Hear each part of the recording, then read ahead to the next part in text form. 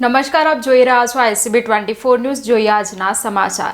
વડોદરા શહેર પોલીસ દ્વારા ઝોન 2 વિસ્તારના પોલીસ સ્ટેશનો રાવપુરા, નવાપુરા, ગોત્રી, જેપી, અટલાદરા અને અકોટા માટેનો ગેરકાયદેસર નાણાં ધીરનારની પ્રવૃત્તિ સંબંધે જનસંપર્ક જનજાગૃતિ કાર્યક્રમ ટેકનોલોજી ફેકલ્ટી ખાતે રાખવામાં આવ્યો હતો.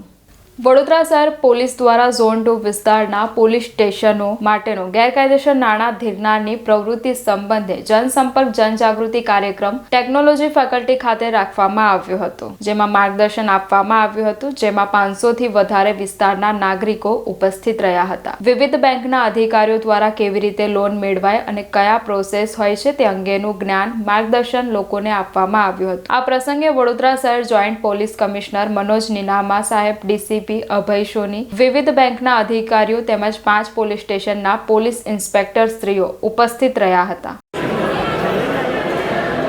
ગયા વર્ષની જેમ ગુજરાત સરકારનો જે અભિગમ હતો એને અનુસંધાને આપણે વડોદરા શહેર પોલીસ કમિશનરશ્રી અને અમારા અધિકારીઓ દ્વારા આ વર્ષે પણ આપણે જે જરૂરિયાતમંદ લોકો છે એમને કેવી રીતે સહાય પ્રાપ્ત થાય અને એમને ક્યાંથી નાણાકીય લાભ અથવા લોન અથવા સહાય મળી શકે એ વિષયના એક માર્ગદર્શન કેમ્પનું આજે ઝોન 2 ડીસીપી દ્વારા આયોજન કરવામાં આવ્યું.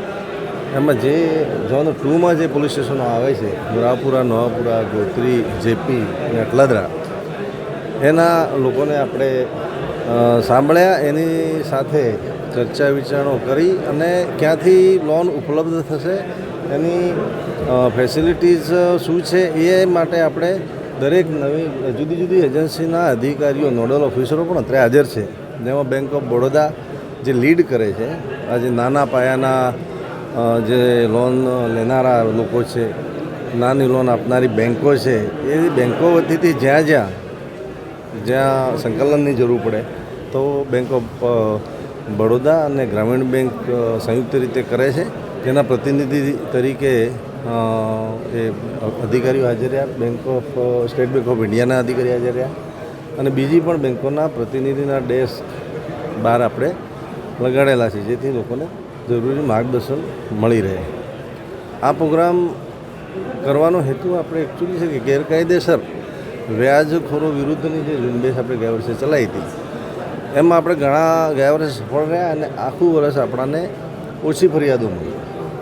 તો આમાંથી ધીરે ધીરે લોકો બહાર નીકળે, સરકારની જે યોજનાઓ છે એનો મહત્તમ લાભ લે, એ પછી વીએમસી થ્રુ હોય, જિલ્લા ઉદ્યોગ કેન્દ્ર થ્રુ હોય કે પછી બેંકો થ્રુ હોય, પણ લોકો એનો મહત્તમ નાણાકીય લાભ લે અને જે લોકો વ્યાજના ખોટા ખપ્પરમાં જે ફસાઈ જાય છે એ ન ફસાય એના માટેનો આ એક પોલીસનો એકમાત્ર પ્રયાસ છે. સર, ખાસ કરીને અત્યારે જે પ્રમાણે જે લોકો અત્યારે ઉપસ્થિત હતા, જે ધિરાણ માટે અહીંયા આવેલા હતા, અગાઉના જે વ્યાજખોરોના ત્રાસથી અત્યારે તે લોકો પીડાઈ રહ્યા છે, ઘણી લોકો રજૂઆતો કરેલી છે, ઘણી ફાઇલ મોટી થઈ ગઈ, એવી રીતનો આક્ષેપ પણ તેમને અત્યારે કરે. કેવી રીતે જોવામાં આવશે તે લોકોને? લગભગ ગયા વર્ષે આપણને જેટલી રજૂઆતો તો મળી હતી એમાં આપણે લગભગ 312 જેટલા ગુના રજીસ્ટર કર્યા હતા અને એ તમામ આરોપીઓને પણ આપણે પકડી અને એમના વિરુદ્ધની જે ચાર્જશીટ સુધીની કાર્યવાહી પણ આપણે કરવામાં આવી હતી. જ્યાં જ્યાં લોકોને મદદ કરવાની ભાવના હતી ત્યાં જે ધારો કે ચેકના પ્રશ્નો હતા કે ગેરકાયદેસર કોઈ લખાણોના પ્રશ્નો હતા, એવા પણ ઘણા પ્રશ્નો આપણી સામે આવેલા.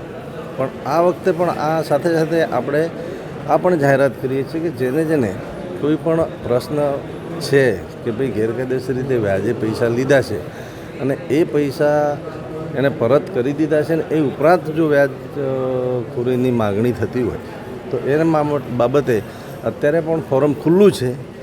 આપણે જે તે વિસ્તારના પોલીસ સ્ટેશનના પીએસસીનો સંપર્ક કરી અને એની રજૂઆત આપણે સાંભળવાની જ છે અને એમાં જેટલી કાયદાકીય મર્યાદામાં રહીને આપણે જે મદદ કરવાની છે એ ચોક્કસપણે કરવાની છે. Okay, thank you.